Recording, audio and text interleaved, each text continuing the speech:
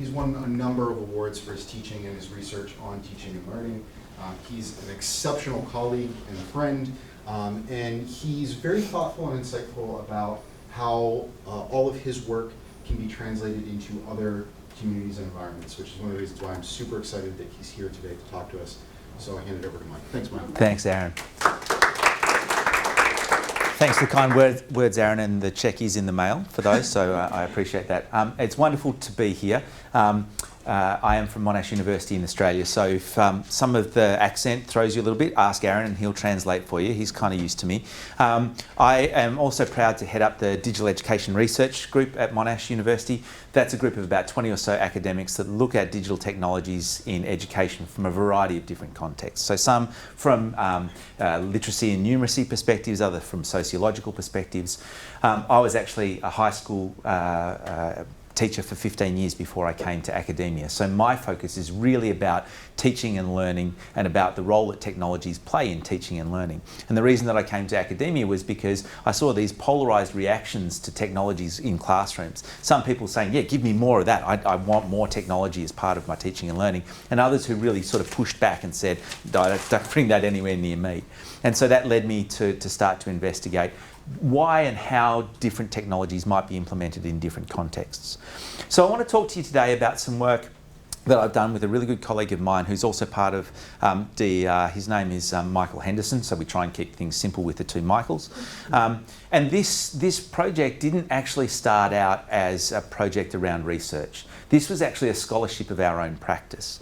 So the very beginning of this story is about almost 10 years ago now, when we were teaching a class around instructional design. So how might we design for online teaching and learning?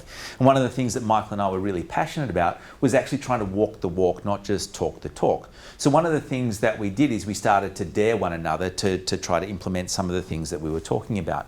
So bearing in mind this was 10 years ago, one of the things that Michael started doing was actually embedding little video clips into PDF documents. And obviously at that time that was a pretty cool kind of thing to be doing. And we got this amazing reaction from students.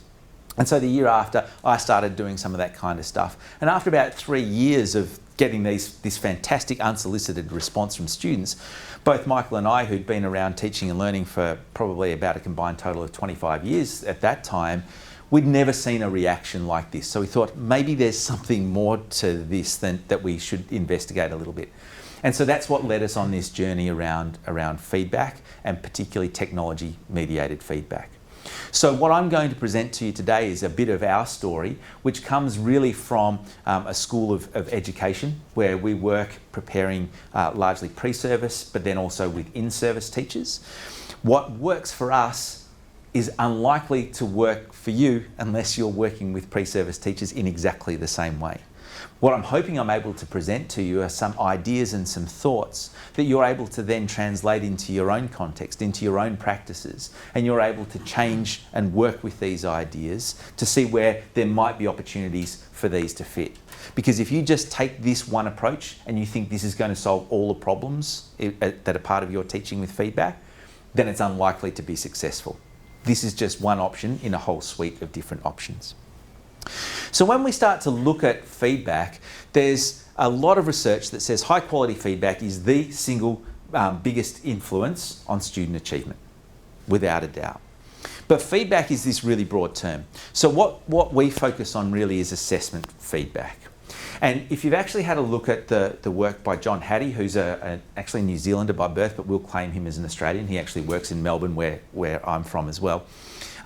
John wrote this book, and one of the things that he talks about is feedback being one of the 10 most powerful influences on student learning. But if you actually look at a number of the other things in that top 10, for example, knowing students, then we would say that a lot of the things that are part of feedback typically underpin a lot of these other influential elements of teaching and learning as well. Despite the fact that it's really important, there are some challenges. So both educators and learners think that feedback is typically important. Learners say that they don't get enough. They always want more. But one of the things that we often do as educators is tell students, It's kind of diagnostic and lacks strategies for improvement. It's telling people essentially what they've done wrong. So as educators, we resent the fact often that it seems like our students take little notice of the feedback comments that we provide to them. We think our comments are typically more useful than the students think that they are. And both educators and learners describe both the giving and receiving of feedback sometimes as confronting or challenging. And so if you think about presenting some difficult information to somebody, it's maybe no surprise that that's the case. We did some research in Australia. It was a reasonably large scale survey of just over 4,500 students. And of those, to just point out some of these challenges, 37% of students said that the feedback that they received was discouraging. And that of the students who agree that feedback is upsetting, 15% of all students said that feedback was upsetting them. It wasn't just discouraging, it upset them. 67% of the staff, so we had just over 400 staff, and 65% of those 4,500 students agree that feedback is impersonal and that staff don't know their students well enough. So we have some big challenges, and these were all higher education students. But it's not all doom and gloom. There is also some good news. But the good news is predicated on an understanding of what feedback is and what its purpose is, why we should do it, and what maybe those principles are. So modality is not the only big deal here today. I want to start off by talking about and developing with you a shared understanding of what we think feedback is. So what I'd like you to do, have a chat with the person next to you for a minute or so to tell one another what you think feedback is and what should be the effective principles that underpin it. Go for it. So, what I want to ask you, and it sounds like there were some really interesting conversations going on, is just feedback the giving of information? Or did anyone challenge that idea? Anyone want to share what they were talking about? Is feedback just giving? So feedback is the sort of I'll slightly change it. So it's the transmission of information in a way that allows for improvement of whatever it is that the feedback is around. Okay, cool. Anyone else got similar thoughts or anything different to add? Well, we talked about whether just telling somebody that the answer is right or wrong, does that count as feedback? And we think maybe not. Okay, so why not? Because it doesn't promote their learning particularly. Is that why, Dave? Why not? Yeah. To me, it's not very well. Mainly because it doesn't help them learn. Okay. So students have to learn something from it. Okay. I would also say that if you simply have an avatar who encourages the student to keep trying, that's not information, is it? Probably not. But you wouldn't call that feedback? Maybe not. We'll get to what my definition is in just a few moments. Okay. You've italicized the giving, so surely you want us to say that it's also about receiving information. So Right. You picked up on a getting bit the of a feedback hint. from the students. Yeah. So, yeah. Also, I think the goals for the feedback, why you're giving feedback, could have different impact. Absolutely. Yeah. So actually, what you've all been talking about is kind of representative of a conversation. I was on a big Australian federally funded project on feedback, and there were five of us in a room for 3 days talking about feedback. And we were trying to come up with exactly this. What do we mean by feedback? And actually, it would have cut our time down an awful lot if we'd had you in the room, because you actually got to the core of a lot of what we were talking about. So do you want to see what we came up with and what we've predicated a lot of our work on? So our definition of feedback, and again, there are some hints in here about which parts might be more important. We think that feedback is a process in which learners make sense of information about their performance, and they use it to enhance the quality of their work or learning strategies. When you look at a lot of the previous ideas about feedback in education, this is a little bit different. This is very much a learner-centered process. This is not about me as the teacher. This is about students, learners, making sense of the information that I provide to them. And then they have to use that in some way at some future point. Without that, we would argue this is not feedback. So it's a learner-centered process, students using information to enhance future performance. So there are some inherent implications in here. If this is about learners and about learners using information, then perhaps as educators there are two things we need to think about. One is we need to explicitly provide students with strategies about how they might use this information. Because like any skill, it isn't inherent in a lot of people. It needs to be taught. And the second thing is that we need to provide time and opportunity for students to use this information. So we would say, that is not feedback. Students can't use that. And in the same way, students, if you're designing activities like this, we would argue that this is not feedback, this is just possibly, hopefully, useful information. The activity here is completed by the student, you provide them with some information, but then there's no connection to the next activity. The information they were provided with here about either the skills or the content has no connection to this next activity. The students can't use it in that next performance.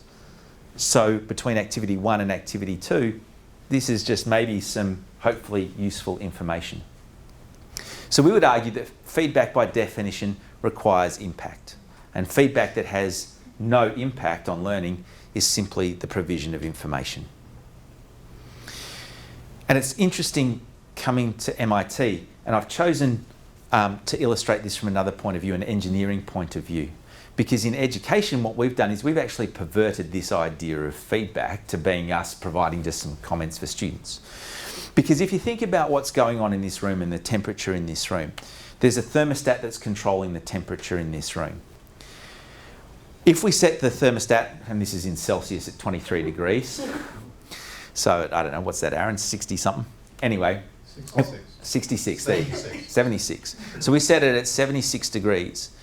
There's actually a feedback loop that goes on, that the thermostat monitors the temperature in the room, that if it's 80 degrees, it's going to send some cold air into the room, but it doesn't just send cold air into the room and then go, hey, job's done.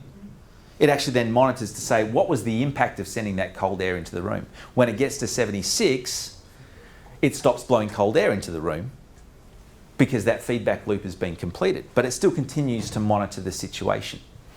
And in exactly the same way in medicine, the idea of feedback is something about maintaining homeostasis and those kinds of things. It's about a feedback loop, about a circular process in which information has some impact on future performance. And we think that that is potentially what needs to come back into education. We would say that this kind of thing is more like what feedback should be. That learners need to develop their ability to seek information. They need to make sense of that information, use it, and recognise the impacts accordingly. They're a really big and important part of this idea of a feedback loop.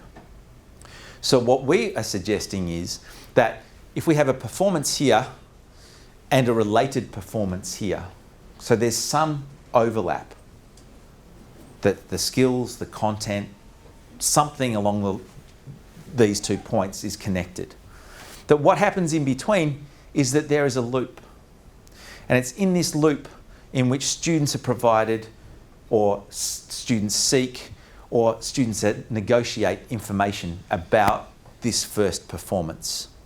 That information might come from their professor, but it might also come from their peers. It might come from digital systems. There are a whole range of places and spaces that students can get this information. And then they use that to enhance this future performance.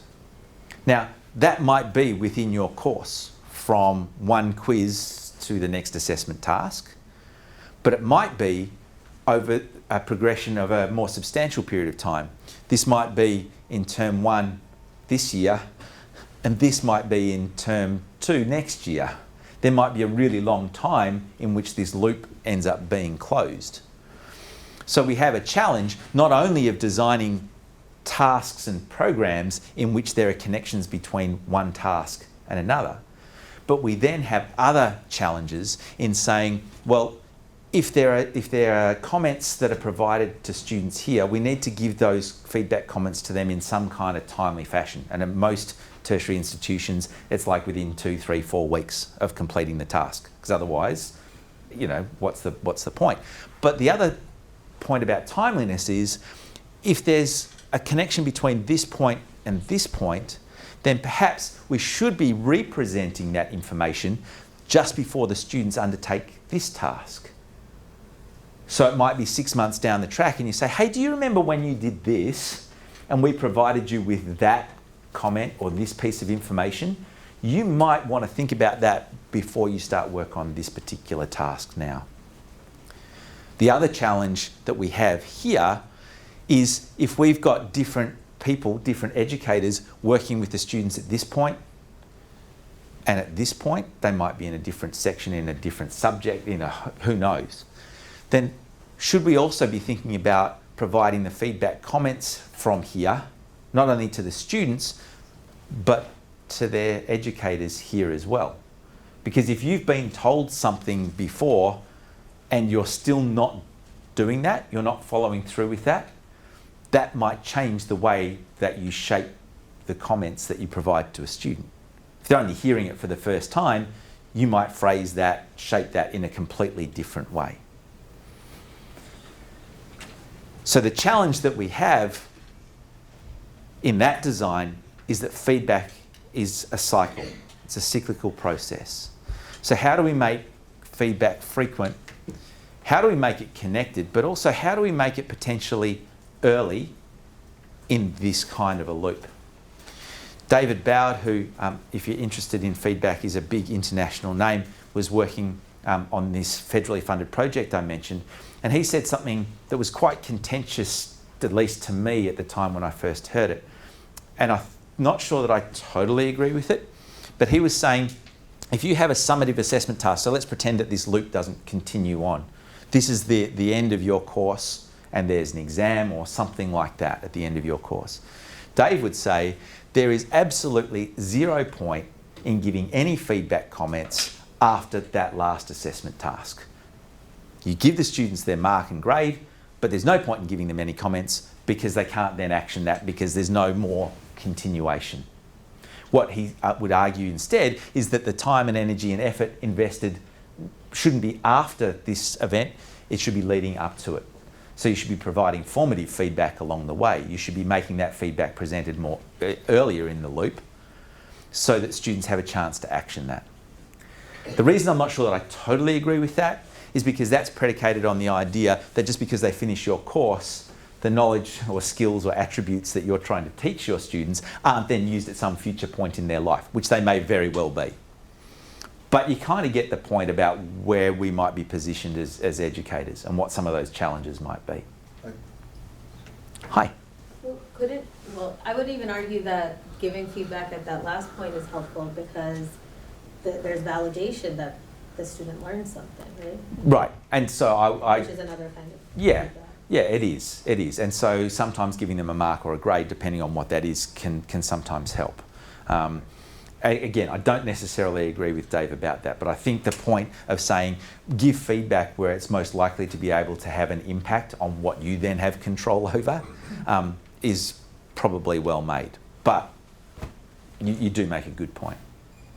So despite the fact that feedback is important, there's no real clear agreement in how assessment feedback should be designed in the literature.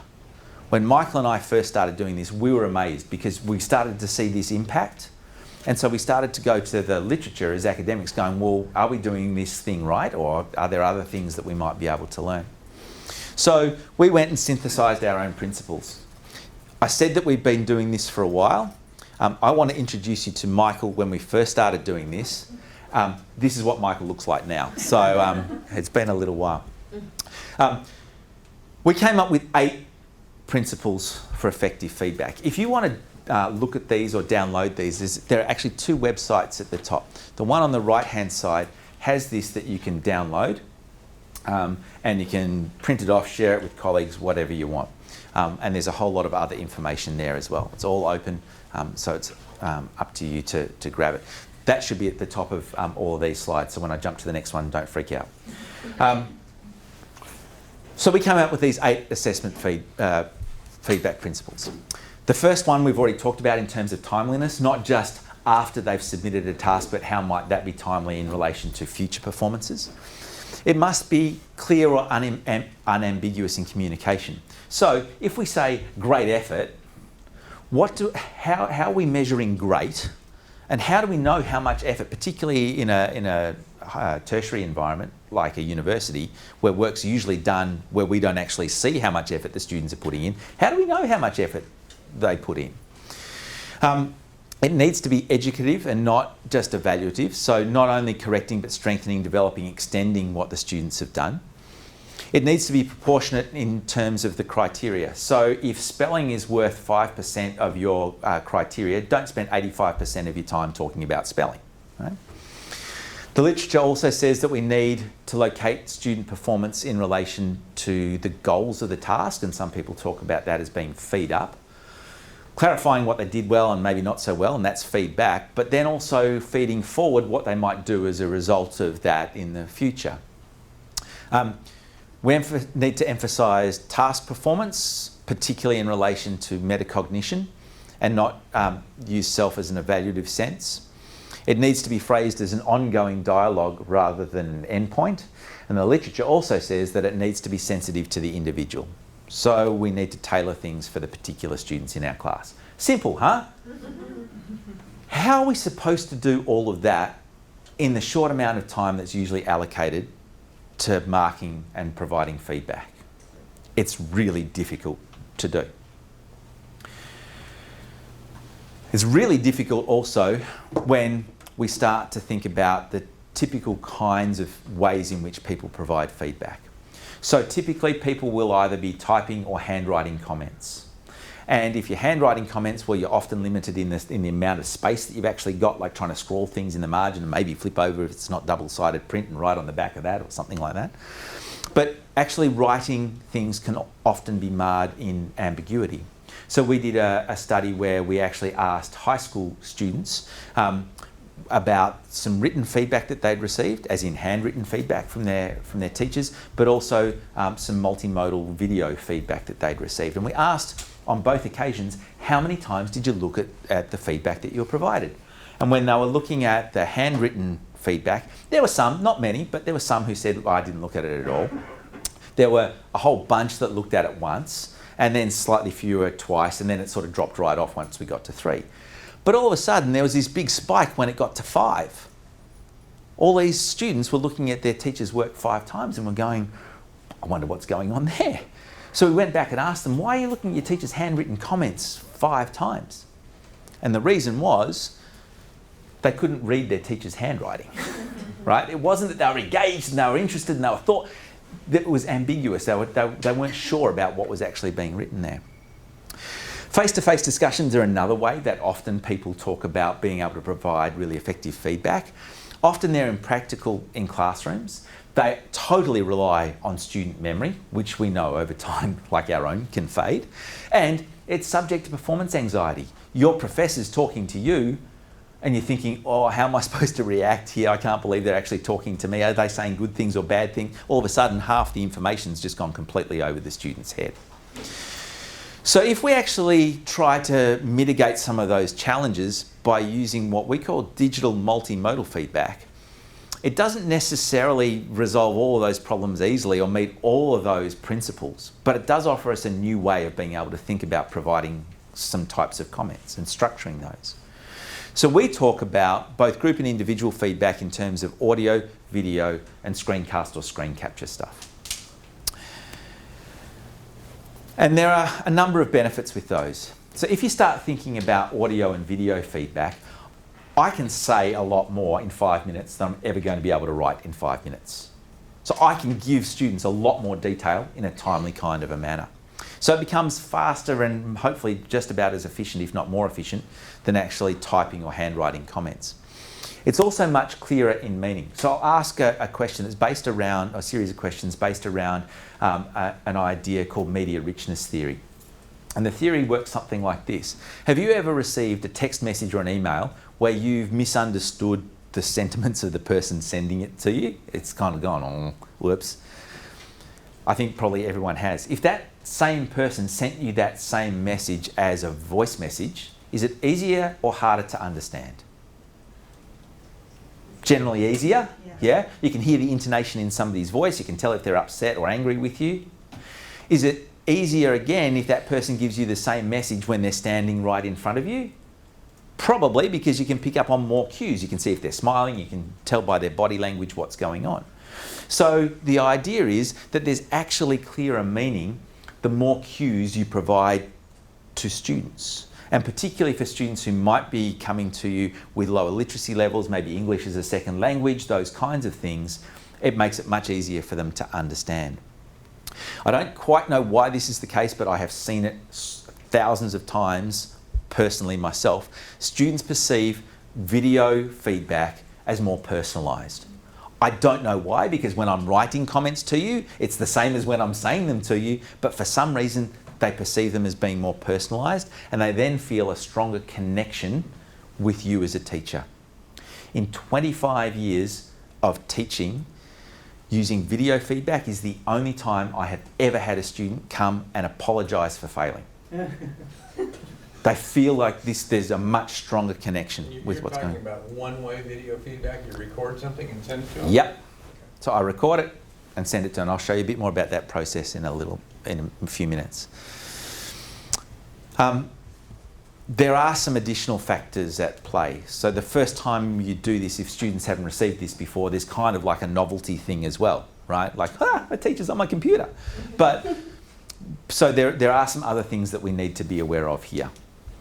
And like any tool, if you use this all the time, it's going to become pretty blunt pretty quickly. So it's about understanding what the affordances and the limitations of this approach are.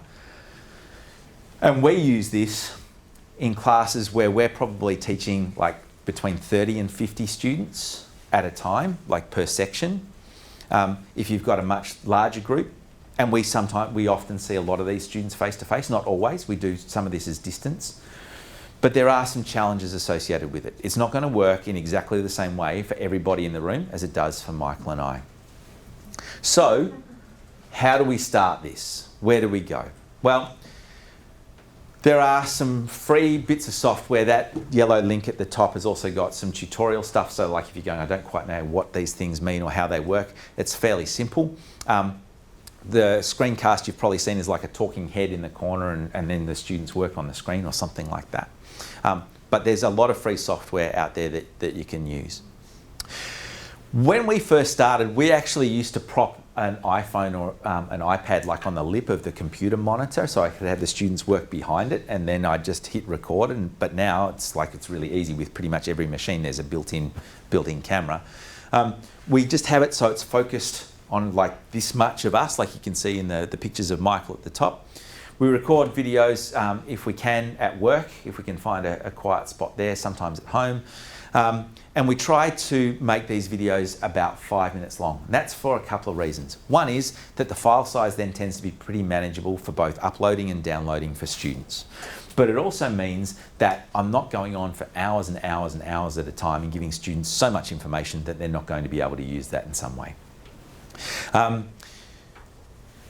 What we do, and this is the process that we've worked on over a number of years, and it works for us, but again, you feel free to modify it in your way. We generally get, in teacher education, a lot of essays. Yeah? And so what we'll do is we'll read through the students' work, and we record a video straight after we've read the students' work. We don't write a script. Now, after recording thousands of these things, I don't highlight anything in the students' work. I used to highlight some points that I wanted to show in the screencast, not red and green for bad and good, but like blue and yellow, just so that I could remember a couple of key points that I wanted to go to. And we then just hit record, and it's a one-take wonder. I'm not Steven Spielberg, and I'm not trying to produce a feature film here. I have only ever re-recorded one video once when I had my phone on the desk next to me and I'd forgotten to put it on silent and the phone rang and I swore and I thought, no, I better not send that to a student. But if there are ums or ers, there have been times when I've been talking about something and I've said, oh no, actually, I've just thought of a much better way to describe that to you. Forget that and think about it this way instead. Just think about if the student was sitting across from your desk, how would you be talking? Yeah, and we all and err at different points in times and think about things in different ways. And the students appreciate that honest, genuine kind of an approach to it. The other big tip from me is don't watch your videos back. Because you're going, do I really sound like that? My hair looks terrible and all these things. So don't watch your videos back except to check to make sure that it actually recorded and that the audio was recorded as well. Do you think for a class that is, say, very large, there is value to recording feedback for a few representative examples and then teaching students to self-evaluate using those? Yeah, so we can just, that's a really great question, and I can pick up on a point, something that I've started to do. It's not necessarily related to video so much, but I think that is a really good approach. One of the things to help students self-evaluate is to develop this idea of evaluative judgment about where their work sits in relation to the rubric that you've provided with them. If you ask students, have you read the rubric? They'll go, yeah. And have they actually? No. And so what I tend to do is, now in all of my courses, what I do is I ask students from the previous year whether I'm able to de-identify and use some of their work as examples. And I'll typically pick a high, a medium and a low performing kind of a student. I'll then group my class into 3 groups, and each group will get one of those examples. They'll also get the rubric, but they're not told what mark or grade was given to that particular example. Individually, they have to then work through the rubric, say what mark or grade would they give. Within their collective group, they then have to come to some kind of consensus and then present to the other 2 groups what mark and grade they gave and why, before I then actually tell them what they got. In that way, students are much better able to place where their work is in relation to the rubric, and so that might help. One other way of being able to cut down on the amount of detail that you need to provide if you've got really large classes is a really cool idea that we're just starting to play around with.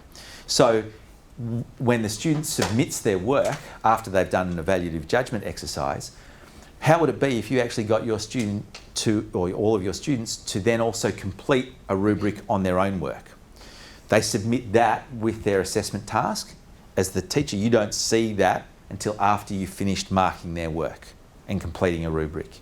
You then look at the student's self-completed rubric, compare that to yours, and you only provide feedback where there are substantial points of difference between your judgment and the student's judgment. Because otherwise, what's the point in just going, yeah, we agree on 5 out of these 7 criteria? Why not just focus on where they think they've done really poorly and you think they've done very well, or vice versa? So that's another way that might help you be able to speed up the process a little bit. One of the other things that we've done, and again, this is just the way that it worked for us, but there are some substantial benefits in actually having some kind of structure to the comments that you provide to students. And I'll show you some evidence of that in a minute. So this is the kind of structure that we provide to our students. And the idea of that kind of wine glass shape is how much time we spend on each of these different elements. So we spend most time commenting on the substance of the assignment and saying what you might do to enhance future performance. We always start off by using the student's name. If we can, we'll do some relational work. So if we know the student's been unwell or there's been some challenge that they've had in the semester or the term, we give some kind of overall evaluative summary after one of the most important parts, which is the goal of the recording. And in the goal of the recording, I'll say to students, I'm recording this video to give you some feedback on your assignment. I don't have the time or capacity to go into huge amounts of detail on every single aspect of your work. So if there's something I don't talk about or something that you'd like to talk about in greater detail, make it time to come and have a chat with me and we can talk about that then. But what I want to do is I want to focus on two things that I think that you did particularly well, and I want you to keep doing those. And there are three things that I think that you might be able to do to work on, do this kind of work better next time you come around to it, or something like that. So I'm not trying to give you feedback on every single part. I never mention the grade, I never mention the mark. This is not a justification of why this is a B+ assessment task. This is about a couple of things that you're doing particularly well. So it's only 1, 2 things that keep doing that. That's really, really cool. And here are 1, 2, 3 things. There might be 100 things that the student could do to improve, but if you tell them 100 things to do, they're not going to be able to action those. So what are the 2 or 3 most important things that's going to give that student biggest bang for buck next time they come around to it? And then here, this is how we sort of start to talk about, well, what might this look like next time you go to do it? And then we say, see you later. So we've done some work with a range of different people in a range of different subject areas. And what I thought you might like to see is what that actually looks like when teachers record this. Now, I've deliberately chosen to show you some examples from a K-12 school. It's actually a high school, because it's somewhat decontextualised from higher ed. I don't want to give you examples like Michael and I have, because you go, oh, well, I'll just copy those. But also it means that you get to see things with some math, some art, some English, some IT, a whole range of different things. Yeah? So let's have a look at what this particular school did.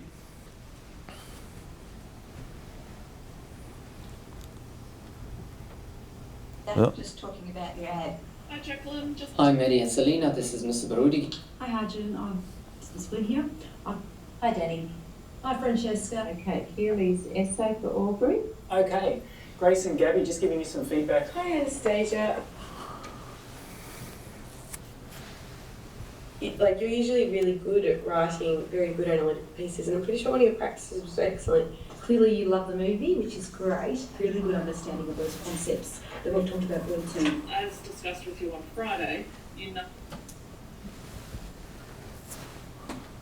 You've excellently detailed how you've randomly allocated people to condition 1, 2 and 3, which is awesome, and you need to make sure you do that again in your actual ERA. You first talked about the fitness components, and then you've said, hang on, before we can improve those fitness components, let's talk about the training methods.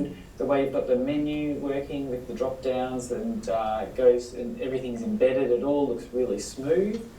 I particularly like the rendering of this one here. It's very clear as to what you're showing with the type of material. You've been able to find the x-intercept and the y-intercept quite clearly. I really love the way that the pipes keep on scrolling. It's a good implementation of Flappy Dog. Bridget becomes essential to her recovery. Right, okay, you've reworded the statement of the topic, and that's really clear. Have a look at it here. Is a closed circle and therefore is included. So we need to have this as being less than and equal to, and this one just being the less than sign. So you describe things as low, fast, all in the one sentence. But what you're actually describing are separate things. So you're talking about dynamics being louds and softs. This is good, but we've got to watch our tense. So rather than have been, Bridget and Aubrey go, It'll be in line. Otherwise it looks like this handle, and therefore the blade is much shorter than the opposite side. Oh, there's a PSD file in there. Did you know that?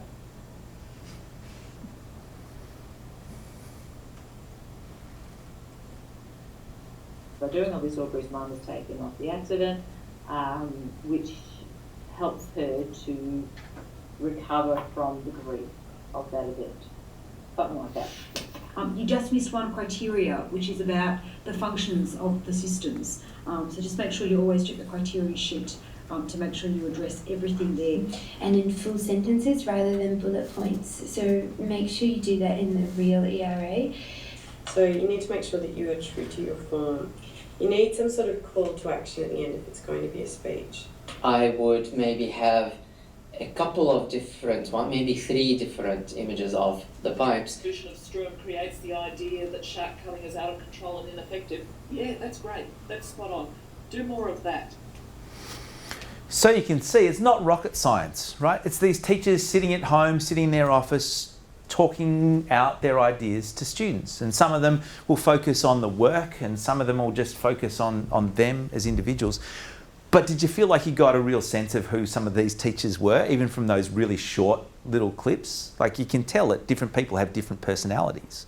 And so that's something that actually really comes through. And a lot of students respond really positively to. One of the things that we have been working on quite recently is actually providing that kind of structure. And you can see how those teachers modified that suggested structure a little bit, though it was similar, but it was different in some ways. And we did the same sort of thing with a completely virtual high school in Melbourne, where I come from. They've got 4,500 students who go to this virtual high school for a range of different reasons. Some of them are elite athletes. A lot of the students have mental health issues and have been bullied or harassed in schools and are school refusers. So they have a whole range of different students. And a lot of them have really strong pedagogical pastoral needs, and that's the reason that they're going to this particular school. The teachers in that school have been doing video feedback for a while, but they hadn't had a structure to go along with. So we went in and we negotiated a structure with them, and then we did some evaluation of that by asking these high school students about the satisfaction, use and the pedagogical relationships of this video feedback. So we asked them about their baseline perceptions, what they have felt about previous written feedback in English, and so they were English classes. And the question we asked them was, are you always satisfied with the English feedback provided on their English tasks? And the great thing was that about 61% of students were pretty satisfied with the feedback that they'd received in the past, which is great. When we actually then went and asked those students about how satisfied they were with the same written feedback but with a structure, that number jumps to 72%. When we got the teachers to use that structure but with video feedback, that jumps to 80%.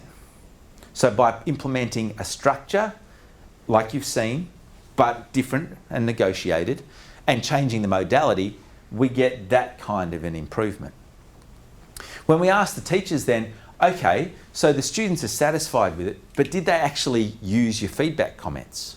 Well, we got this kind of thing, numbers of teachers, and did the students use all of the comments that you provided in the video feedback, from yeah, very true, to not at all? Well, there were some students who didn't really use the comments at all, and we'd probably sort of expect that in some kind of normal distribution. If we look at this sort of top end though, we had about 53% of students, and bearing in mind we were asking, did they use all of the comments? So those numbers are pretty strong at that end. But then when we asked the teachers, did using the feedback improve the quality of their subsequent work, because there was a feedback loop design here, we get this interesting result here, which actually isn't that surprising when you think a number of the students didn't use a lot of the comments at all. So we probably shouldn't be surprised that their future work didn't necessarily improve that much. So if we actually just look at the students who predominantly used the majority of the teachers' comments, at least the teachers perceived that they did, and then we say, did the quality of their subsequent work improve? Yeah, it did. So it's about trying to get the students to pay attention to these comments and then to use them. It not only helps the students, but it also helps the teachers. One teacher said, it's helped because I now know what I'm looking for. Because there's a connection between this task, and I've provided comments before on this aspect of the students' work, I now know what I'm looking for the next time I go to see what students have done. The other component that I mentioned that was really important for these teachers was their pedagogical pastoral relationship with their students. And if you're teaching online, one of the things that we often hear online is that students feel isolated, they feel removed, they feel abstracted from the normal kind of classroom situation. So bearing in mind that all of these students were studying at distance. There were no face-to-face classes, and these were teenagers. The question that we asked the students after they'd seen the written feedback with the structure was, do you feel as though your teacher values you as a student? And the great news was that 70% of students, nearly, felt that their teacher valued them as a student. But remember that idea of social presence and media richness theory that I was talking about before? The minute we changed the mode and we got them to do the same, exactly the same sort of thing, but with video, we get a 30% increase in students feeling valued by their teachers. So what about face-to-face then? I mean, you discarded face-to-face early on because of the anxiety. Yeah. But in terms of feeling valued, did you do that? Or So not with this cohort of students, because there are no face-to-face classes for these students. They are all completely distance high school students. It's a really weird school. I mean, great weird, but like weird in terms of setup. So it would be a great study to do to start to see that. When we start to look at some of the work that we've done with college students, essentially the idea is that more modality matters. So this was the study that involved the 4,500 students.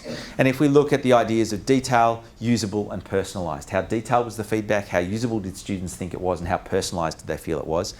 If you're just doing rubrics and that sort of thing, you start to see here.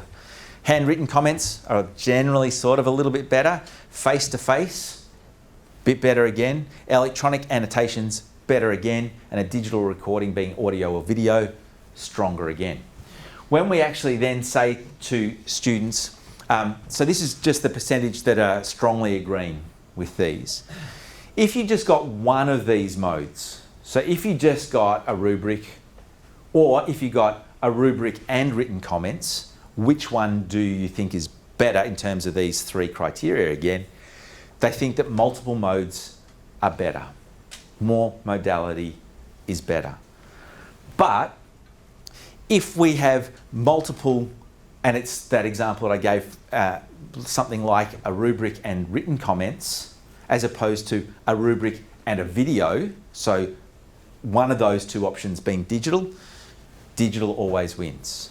Students feel that they're more detailed, they're more usable, and they're more personalised. But the point that I want to finish up on is that this is not a magic bullet. Changing the modality and adding in a structure is unlikely to be the only factor that results in these positive responses that we see.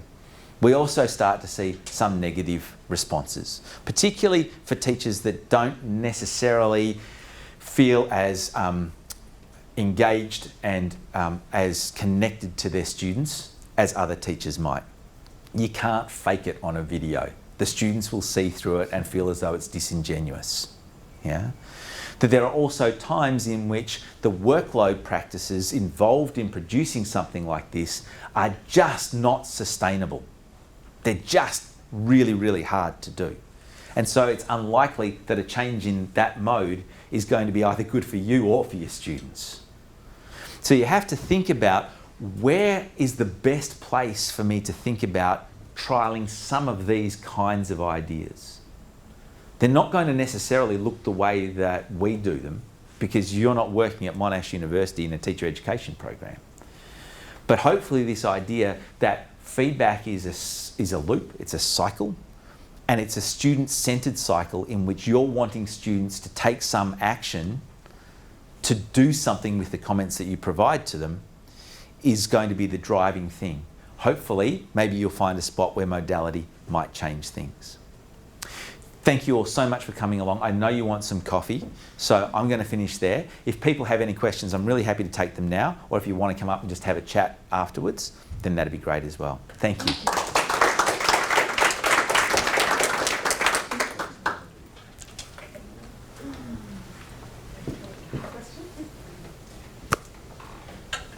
So if you go back to the definition you had of feedback, yeah, it's an information-centered definition, right?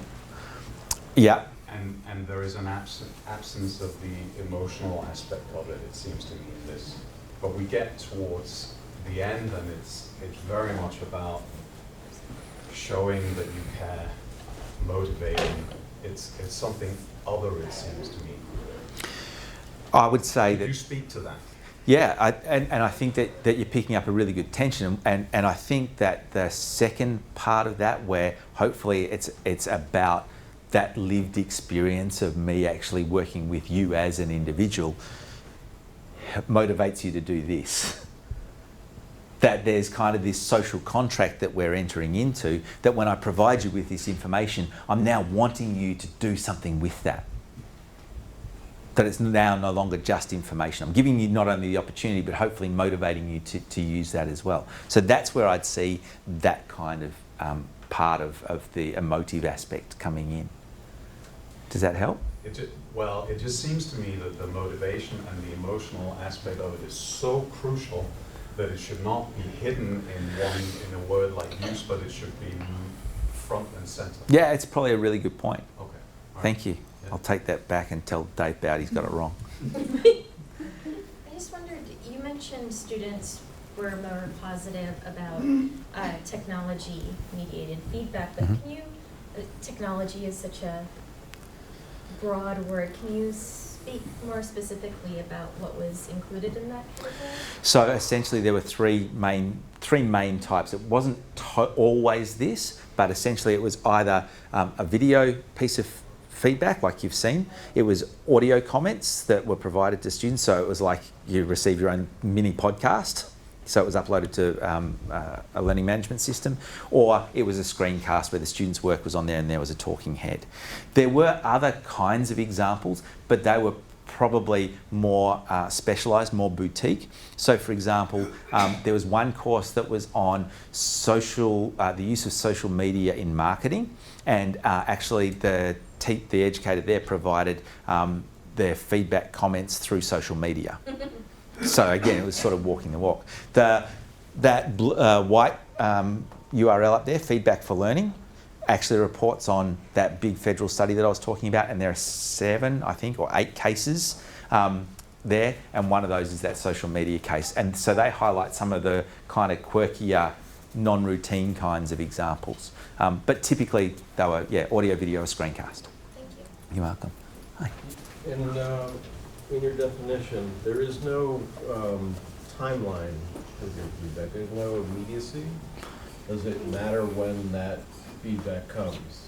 So I think, there are those 2 points when I think feedback comes. One is it needs to be relatively soon after the performance, so that students have this sense of, okay, now I have a sense of where I'm going pretty well and a couple of things I need to work on. But then it needs to, I think, come just before the next time they try that kind of task again, whether it's the same kind of content, the same kind of skills, whatever it is.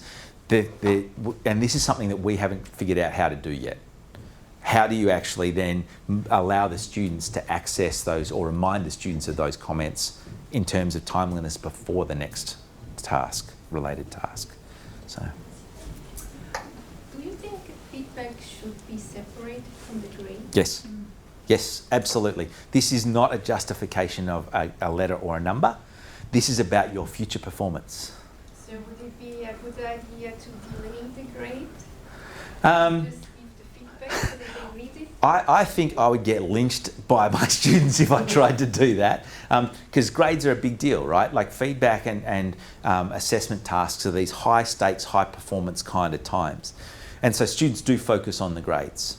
There's no question about that.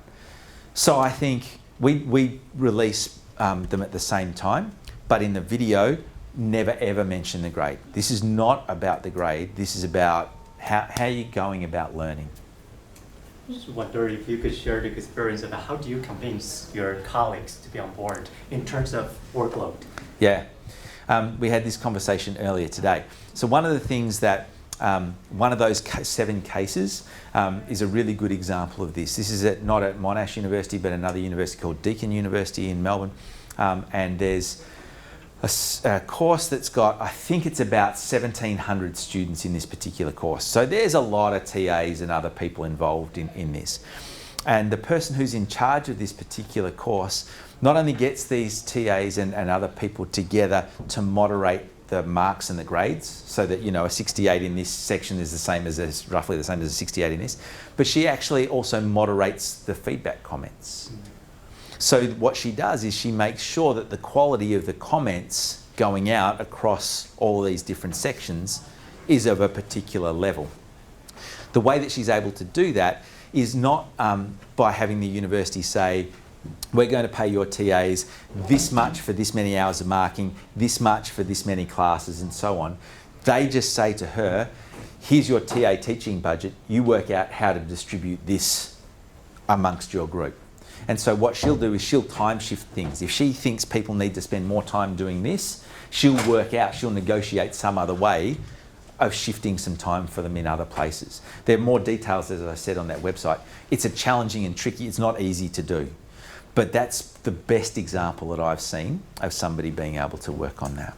I think we've run out of the formal part of this, but we can certainly, just have a conversation afterwards. So thanks again. My absolute pleasure. Thank you.